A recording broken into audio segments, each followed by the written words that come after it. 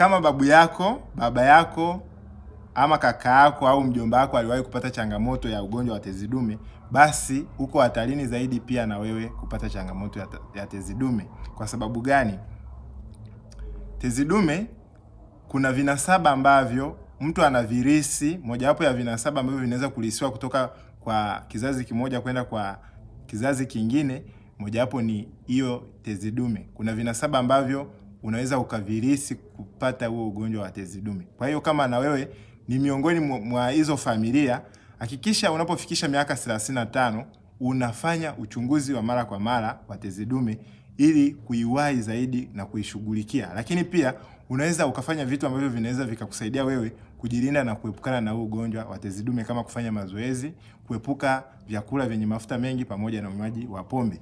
Kipekee nimekuwa nikiwasaidia watu wengi sana kutibu na kujikinga na ugonjwa wa tezi dume. Kama una changamoto ya tezi dume, chukua namba yangu kwenye bio, nitafute kwa ushauri na msaada zaidi.